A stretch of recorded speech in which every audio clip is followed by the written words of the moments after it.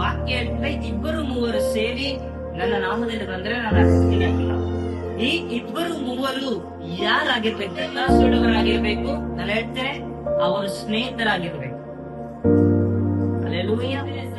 18ನೇ ಅಧ್ಯಾಯ ಮೊದಲನೇ ವಚನ ನೋಡ್ತೇವೆ. ಅಲ್ಲಿ ಇಬ್ರು ಸ್ನೇಹಿತರನ್ನ ನೋಡ್ತಾ ಇದ್ದೀವಿ. ಇದನ್ನು ಮತ್ತೆ ಯೋನಾಥನ ಇಬ್ರು ನೋಡ್ತಾ ಇದ್ದೀವಿ. ಅಲ್ಲಿ ವಾಕ್ಯ ಹೇಳ್ತದೆ, ಅವರ ಹೃದಯಗಳು ಒಂದಾಗಿತ್ತು ಎಂಬುದು. ಒಂದೇ ಮನಸ್ಸುಳ್ಳವರಾಗಿದ್ದರು ಅಂತ. ಅಲ್ಲೆಲ್ಲೂಯ್ಯ.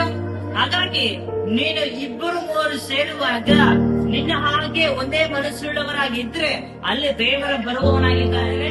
ನೀನು ಇಬ್ಬರು ಮೂವರು ಸೇರುವಾಗ ಪೂರ್ಣ ಹೃದಯದಿಂದ ನನ್ನ ಮಧ್ಯದಲ್ಲಿ ಸೇರ್ಬೇಕು. ಅಲ್ಲೆಲ್ಲೂಯ್ಯ. ಈ ಇಬ್ಬರು ಮೂವರು ಸ್ನೇಹಿತರಾಗಿರ್ಬೇಕು ಹೇಳ್ತದೆ. ಯೋಹಾನ 15ನೇ ಅಧ್ಯಾಯ 14ನೇ ವಚನ ಹೇಳ್ತದೆ, ನಾನು ನನ್ನ ಒಳ್ಳೆ ಸ್ನೇಹಿತನಾಗಿರ್ತೀನಿ ಅಂತ. ಅಲ್ಲೆಲ್ಲೂಯ್ಯ.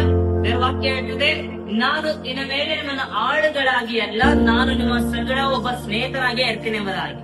ಅಲ್ಲೆಲ್ಲೂಯ್ಯ. ಒಬ್ಬನಿಗೆ ಒಬ್ಬನಾದ್ರೂ ಆತ್ಮಿಕ ಸ್ನೇಹಿತನ ಇರ್ಬೇಕು. ಒಬ್ಬ ಆತ್ಮಿಕ ಸ್ನೇಹಿತನ ಹೇಗೆ ಇರ್ತಾನೆ ಗೊತ್ತಾ? ಅವನು ದೇವರ ಕಡೆಗೆ ನಿಮ್ಮನ್ನು ಕನೆಕ್ಟ್ ಮಾಡ್ಲಿಕ್ಕೆ ಅವನು ಪ್ರಾರಂಭಿಸುವವನಾಗಿದ್ದಾನೆ. ಆತ್ಮೀಕ ಸ್ನೇಹಿತನು ಯಾರು ಅಂತಂದ್ರೆ, ಸತ್ಯವೇದದಲ್ಲಿ ನೋಡ್ತೇವೆ, ಮೋಶೆ ಆತ್ಮೀಕ ಸ್ನೇಹಿತನೆಂಬುದಾಗಿ ಹೇಳ್ಬೋದು. ಯಾಕೆಂದ್ರೆ ಮೋಶೆ ಜನರೆಲ್ಲರನ್ನು ದೇವರ ಕಡೆಗೆ ಕನೆಕ್ಟ್ ಮಾಡ್ಲಿಕ್ಕೆ ಪ್ರಾರಂಭ ಮಾಡ್ತಾ ಇದ್ದೇನೆ. ನಿಜವಾದ ಸ್ನೇಹಿತ ಏನ್ ಮಾಡ್ತಾನೆ ಗೊತ್ತಾ?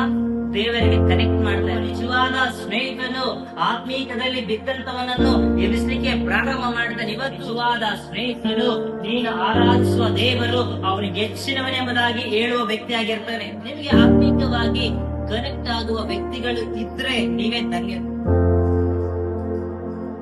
ಸಭೆ ಯಾಕೆ ಅಭಿವೃದ್ಧಿ ಆಗಲ್ಲ ಗೊತ್ತಾ? ನಿನಗೆ ಆತ್ಮೀಕವಾದ ಸ್ನೇಹಿತನು ಇಲ್ಲ.